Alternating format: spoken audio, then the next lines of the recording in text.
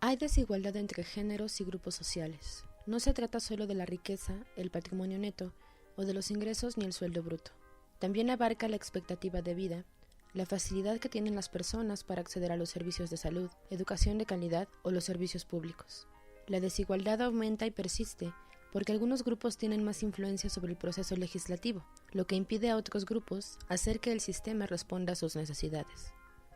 Organización de las Naciones Unidas. Hoy no me voy a pelear contigo porque estoy muerta después de haber editado el podcast. Ajá, como tú lo editaste. Estuve despierta contigo toda la madrugada, ¿no?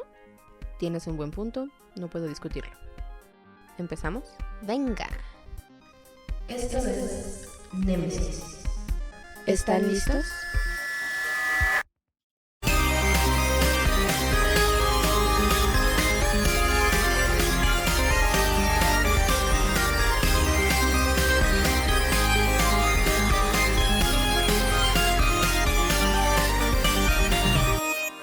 Hola, gente, quimeras, bots y cyborgs del internet.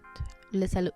En este episodio continuaremos con nuestra miniserie reflexiva y un poco debrayada sobre los efectos del COVID-19 en el contexto social.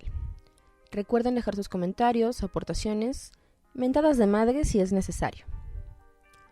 Sin más preámbulo, este es nuestro podcast llamado COVID-19 y la desigualdad social. Comienza la DOA.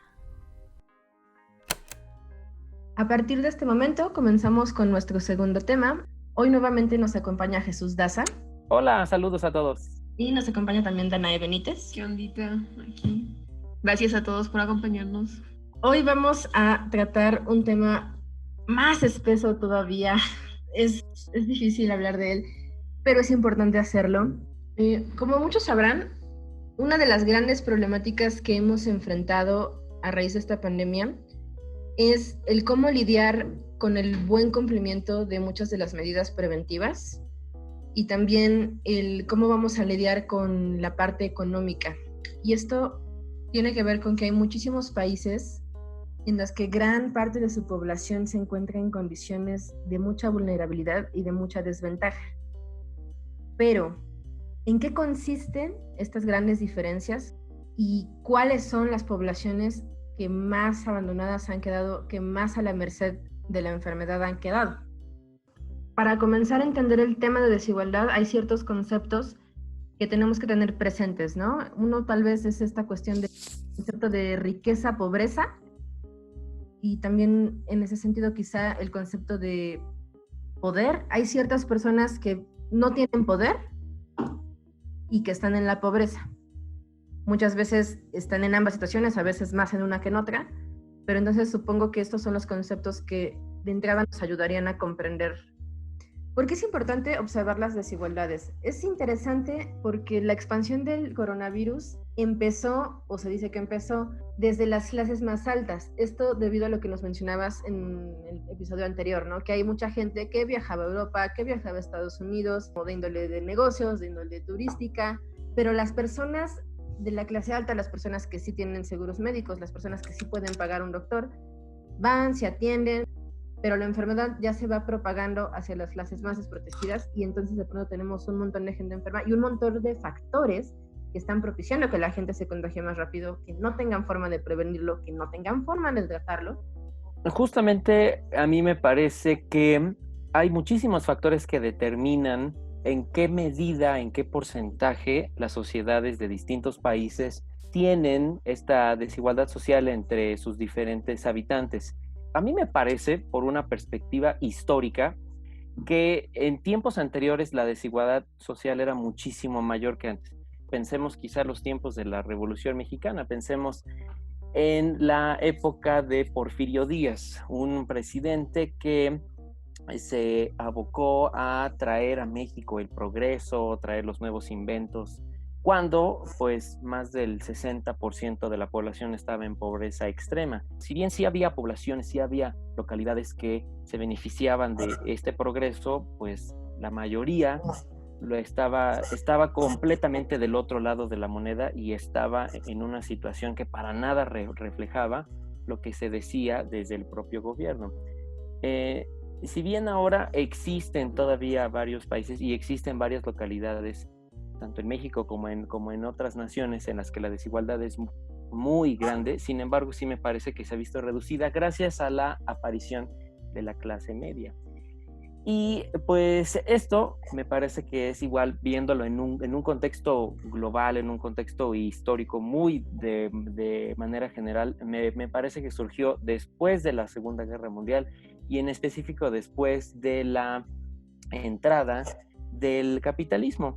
Gracias a que se abrieron las fronteras, se abrieron también las posibilidades de que la gente pues pudiera participar en otro tipo de actividades económicas y sociales. Básicamente, pues el mundo se abrió para cualquiera que pudiera o quisiera beneficiarse de ello. Sin embargo, pues esto provocó justamente como un estancamiento. A mí me parece que las clases más altas han estado ahí siempre y ahí seguirán estando siempre, ¿no? Aquí en México, por ejemplo, pues se ha dicho en muchas ocasiones que son nada más algunas cuantas familias, un puñado de familias las que controlan la mayor cantidad de las empresas grandes o de los negocios o de las... y si bien, digamos, van a permanecer allí, pues esta misma apertura de la economía pues le ha permitido a una buena parte de la sociedad de México entrar o permanecer en esta clase media. Sin embargo, pues esta clase media está en un constante altibajo, que pues si hay problemas con la economía, los primeros afectados a mí me parece que no son las clases más bajas, porque pues son las que menos tienen que ver con este movimiento actual en la economía, sino más bien es la clase media. Cuando vienen, por ejemplo, las devaluaciones, cuando se dispara la inflación, cuando se disparan los precios de la gasolina o de los alimentos o del transporte público, los primeros afectados pues es la clase media. Y debido a eso es que me parece que también existe, por ejemplo, que la clase media baja, que la clase media media, que la clase media alta. Entonces, debido a eso es la que me parece que es la que tiene mucho más movimiento y más peligro de caer. Y sin embargo, a mí me parece que tiene muy pocas posibilidades o si es que no está en un contacto directo con las clases altas, tendría muy, muy poca posibilidad de subir mucho más allá de lo que consideramos ahora la clase media. Es más bien, lo que pasa es que a la hora de hablar de desigualdad, tú te metes como en demasiados problemas, ¿no? Porque no es lo mismo la desigualdad social que puede existir en un país de primer mundo, un país de tercer mundo, y en el país de tercer mundo no es lo mismo Venezuela que el Caribe. Mencionaba Jesús de la clase media. Yo siempre he creído que la clase media es un invento de mis papás. Eso y los Reyes Magos me sorprendió mucho cuando me di cuenta que los Reyes Magos eran mis papás y la clase media no eran mis papás. Pero yo creo que hablando en términos de desigualdad social, lo que tenemos aquí es pensar, sobre todo en los términos de México, quién y cómo se distribuye la riqueza. Y también hablar de que en los países de Latinoamérica personalmente no tenemos clases homogéneas. La clase media es una clase que muta todo el tiempo en México. A veces es la clase pobre y a veces es la clase media, porque también ¿qué constituye una clase media? Por ejemplo, hay personas que tienen la universidad, pero que viven en un cuarto con otras 5 personas. Eso ya los ubica dentro de la pobreza. Entonces, ¿qué tendría que ver la clase media? La determinan los ingresos. El acceso a los servicios básicos, a la luz, a una vivienda digna, todo eso va determinando lo que es una clase social. O sea, yo creo que ahorita más que nunca el coronavirus lo que nos enseñó es la clase pobre supera por mucho a la clase media. Y lo que López Obrador hizo y todas las políticas que se han venido generando desde que México se hizo neoliberal, ha tenido que ver con mantener a una clase media que no tiene acceso a los medios de riqueza. Por ejemplo, ahora que pasó el coronavirus, ¿cuántas personas que estaban en clase media se desbarrancaron a clase pobre? Entonces, aquí yo creo que algo que ha fallado mucho en las políticas neoliberales públicas que han tenido en México y que favorecen mucho la desigualdad es prestar una atención exacerbada a la clase media, y es prestar una atención meramente asistencialista y paliativa a la clase pobre. Entonces es alimentar la idea de que la gente pobre se busca la pobreza y la clase media es la que sustenta al país. En el episodio pasado, Danae nos comentaba que el problema de las medidas que se implementan en Latinoamérica, y no solo en esa situación, sino también ha pasado históricamente, es que se quieren replicar los modelos europeos, pero no se considera a qué tipo de población tenemos. Por ejemplo, tenemos la cuestión de países en conflicto bélico, como Afganistán, que ya lleva pues varios años. Ucrania, por ejemplo, lleva 7 años en conflicto. Siria lleva ya 10 años. Yemen lleva ya 6 años en conflicto bélico. Y entonces tienes poblaciones que no solamente es que, o sea, no es una cuestión solo de que haya pobres, de que no haya buenos servicios de salud o que no haya una infraestructura. Son países que están en guerra. Y no tienen que estar en guerra. Por ejemplo, si nos vamos solamente a Venezuela, donde desde el año pasado todos somos conscientes de la gran cantidad de crisis que ha tenido que enfrentar, desde el cierre de fronteras, la escasez de servicios, la escasez de alimentos. Entonces, obviamente también hay un problema en la distribución de la información y de la salud en estas situaciones. Angela Davis, que era una activista afroamericana, hablaba de 3 conceptos que te ayudan a entender la violencia sistémica, ¿no? Que es raza, clase y género. Y ese tipo esa clasificación te permite mapear otras situaciones que generan la desigualdad. Yo creo que primero tenemos que hacer una diferencia entre crisis sistémicas, o sea, quiere decir dentro del sistema. Estas son crisis que tienen que ver, que se encuentran dentro del mismo sistema que las genera, ¿no? Por ejemplo, el narcotráfico tiene que ver con la política, tiene que ver con la situación de lo legal y lo ilegal, tiene que ver con un sistema de criminal y tiene que ver con muchas cosas. Mientras tanto, el coronavirus tiene que ver con colapsar los servicios que por obligación el gobierno tiene que dar. Y tiene que ver con colapsar la fuerza del Estado, que es la población, ¿no? Entonces tú igual a una persona no le puedes asegurar que el narcotráfico no se la vaya a llevar secuestrada, pero sí le puedes y le tienes que asegurar que si llega a enfermarse le vas a ofrecer servicios médicos, ¿no? Deberíamos de ver esta cuestión de las crisis, de la crisis del coronavirus como una crisis que tiene que ver con colapsar el sistema dentro del sistema, quiere decir los sistemas de control, el de salud, la escuela, la economía, ¿no? Que son los que el gobierno en teoría tendría que mantener, ¿no? No, y no tenemos que irnos tan lejos para pensar en espacios, sociedades en situación de crisis. Pensemos simplemente en Iztapalapa. Solo un 42.44% tiene acceso al IMSS, solo un 14.24% tiene acceso al ISSSTE. Apenas y la mitad de la población de Iztapalapa tiene la posibilidad de ir al médico porque está asegurado. Y hay por lo menos unas 30 colonias que no tienen agua. Y este es un problema que existe y existía muchísimo antes de la pandemia. Y las familias viven prácticamente hacinadas, que además es una cosa súper clásica en México. Realmente no hay una facilidad para acceder a viviendas. Entonces, ¿qué es lo más sencillo? Pues construyes un cuarto arriba de la casa de tu mamá, y luego tus hijos construyen un cuarto arriba de tu cuarto, arriba de la casa de tu mamá, y cuando te das cuenta es una casa con 5 cuartos encima y toda la familia vive allí. Ahora, todavía tuviéramos para tener cuartitos encima de la mamá, eso quiere decir que la mamá tiene una propiedad, ¿no? Pero quienes rentan, quienes viven en vecindades, coronavirus lo que devela es no haber atendido antes las otras crisis que también eran igual de importantes y yo creo que más perjudiciales que el acceso al sistema de la salud. También aquí me parece que hay otra situación que está provocando un mayor número de casos en específico de coronavirus, pero que también está dejando a relucir pues un problema que ya se viene dando desde hace muchísimo tiempo, y esto es que debido a la proximidad de la Ciudad de México con el Estado de México, hay una gran cantidad de movilidad entre estas dos entidades, principalmente del Estado de México hacia la Ciudad de México. Hay muchísima gente, millones de personas que todos los días viajan de alguno de los municipios conurbados del Estado de México hacia la capital, ya sea para estudiar, para trabajar o para realizar diferentes actividades.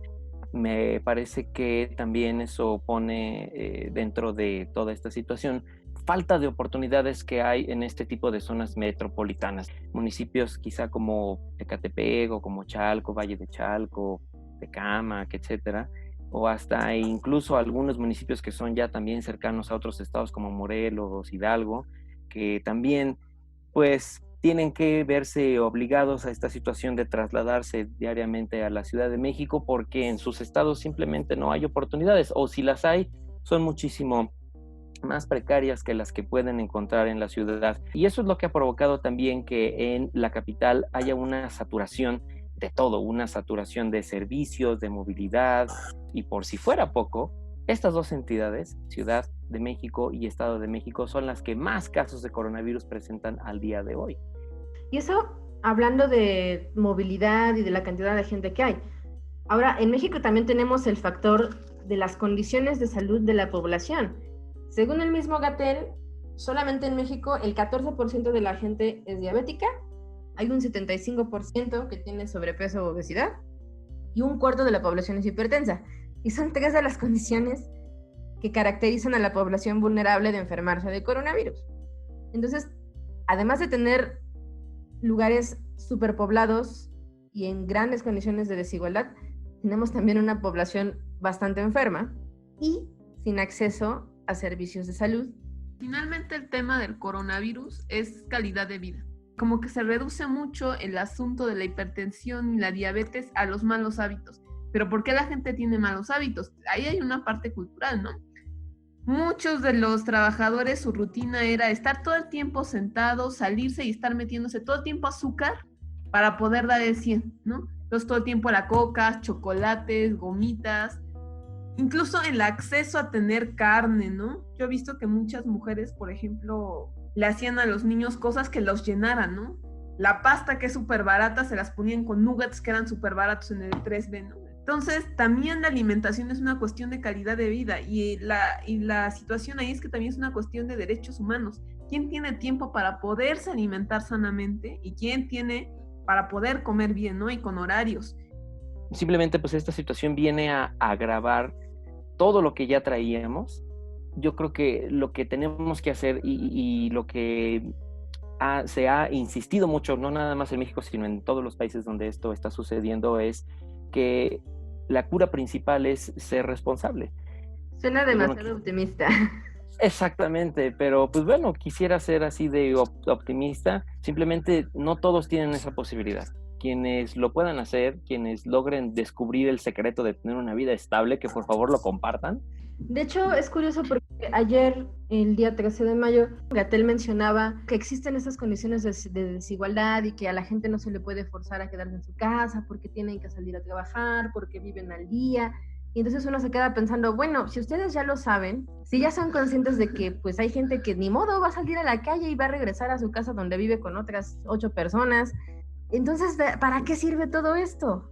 Y eso hablando de la gente que vive al día, ¿no? El empleo informal.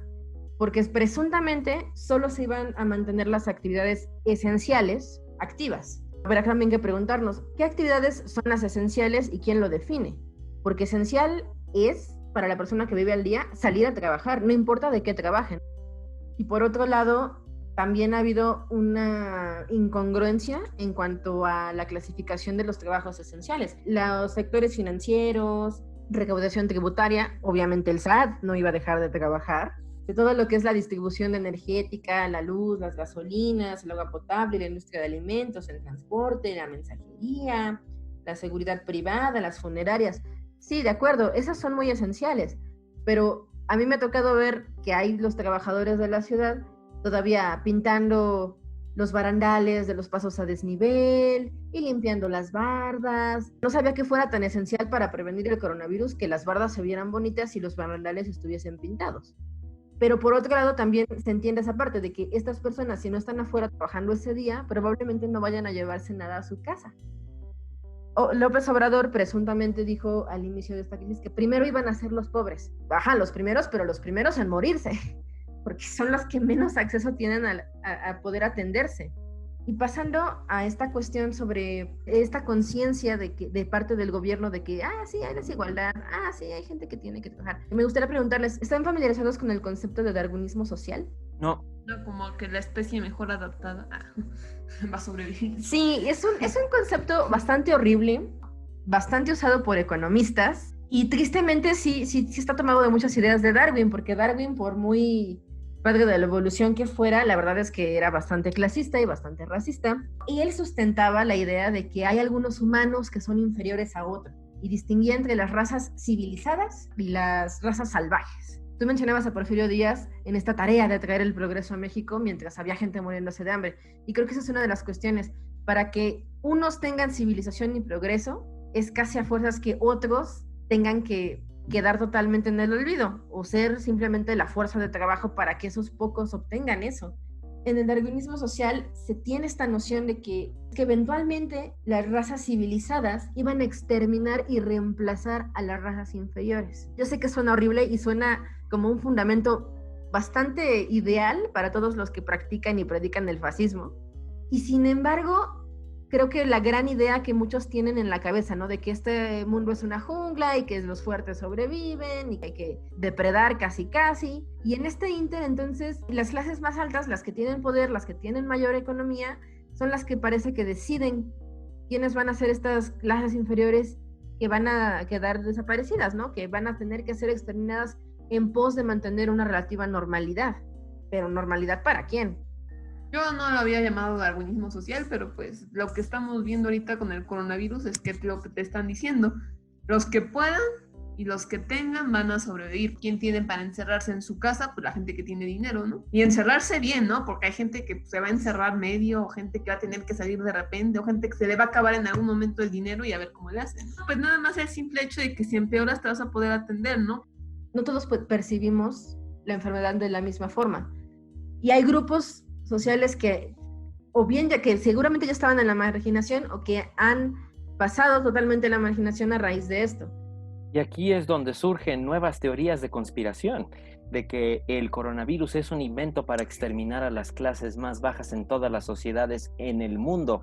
A mí me parece que son políticas o son teorías que están escritas, ya sea o desde la clase media o desde las clases altas, ¿no? No quisiera decir desde su privilegio, pero sí desde su propia cosmovisión, hasta si quieres verlo así, ¿no? Entonces, pues vemos que claramente este modelo, quizá sin que nos demos cuenta, se aplica en nuestro país, este modelo que nos platicabas, y es algo que quizá sin querer, queriendo, se está haciendo, ¿no? Y ahora mucho más. Yo que estoy en un chat en el que nos van enviando todos los reportes de las conferencias que hacen a las 7 de la noche con todo el desglose de todas las comunidades sobre las cifras y cómo van aumentando. Muchos colegas periodistas han preguntado sobre cuáles son las cifras en las comunidades rurales, en las comunidades indígenas. ¿Y qué creen? Esos datos no están disponibles por ahora. Qué raro. Pero también es un gobierno con muchas contradicciones, ¿no? O sea, por ejemplo, que se le va a dar 25,000 pesos a las pequeñas empresas para tratar de ayudarles durante esta crisis. Van a dar 1 millón de microcréditos, pero son créditos.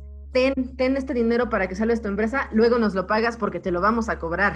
Por un lado son paliativos, pero aparte son paliativos que van a tener intereses. Y al mismo tiempo tenemos ridiculeces como el hecho de que AMLO no ha parado de construir la refinería.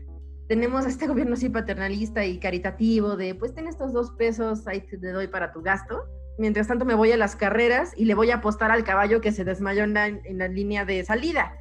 Qué irresponsable realmente, ¿sabes? Y no creo que fuese necesario inventar el coronavirus para que sistemáticamente nos deshiciéramos de las clases más vulnerables, porque es algo que ya estaba pasando y es sistemático. Y sí sucede, o sea, no porque haya grupos malvados tratando de aplicar el darwinismo social. Más bien el darwinismo social es una forma en la que justifican las acciones que a veces se toman. Yo diría algo en la cuestión que tú mencionas de que el coronavirus no lo inventaron para hacer esto, pero es muy interesante porque se venían dando una serie de movimientos muy recientes en el mundo que hablaban del derecho a una vida digna en muchos aspectos. Los movimientos de mujeres por una vida libre sin violencia, los movimientos de los obreros, pero de repente el coronavirus lo que genera, digamos, en la gente es una reactivación de todos estos mecanismos clasistas y de alguna forma fascistas. O sea, hay que estar pensando que además de eso genera una justificación. Yo te discrimino, yo te violento porque tengo la justificación de que estoy cuidando la salud de los ciudadanos.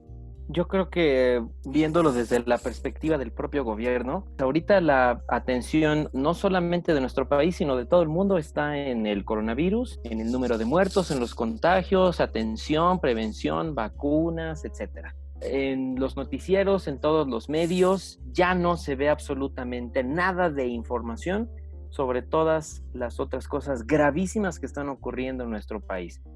Ya se nos olvidó que apenas hace unos meses hubo una marcha enorme para exigir el respeto a los derechos de las mujeres. Ya se nos olvidó también que incluso este mismo año también el gobierno había dicho, sí, vamos a buscar a todos los cadáveres, vamos a rescatar los cadáveres que están enterrados en la mina de Pasto de Conchos. Ya se nos olvidó también que había ya un comité designado o especializado para buscar a todas las miles de personas desaparecidas o a investigar más a detalle qué es lo que está pasando en las miles de fosas clandestinas que se estaban encontrando cada semana. Ya se nos olvidó Ayotzinapa, ya se nos están olvidando todas estas cosas. ¿Y qué es lo que va a pasar cuando comencemos a regresar a la normalidad? Me parece que todas estas situaciones, poco a poco, vamos a ir descubriendo que justamente, como decía Danae, están empeorando. Y no nada más en México, sino también en muchas partes del mundo. Fin del lado A. Hasta aquí llega nuestra primera parte, queridos podcast escuchas. Visiten nuestro siguiente episodio para conocer el lado B de nuestro algo escabroso tema. Muchísimas gracias y hasta pronto.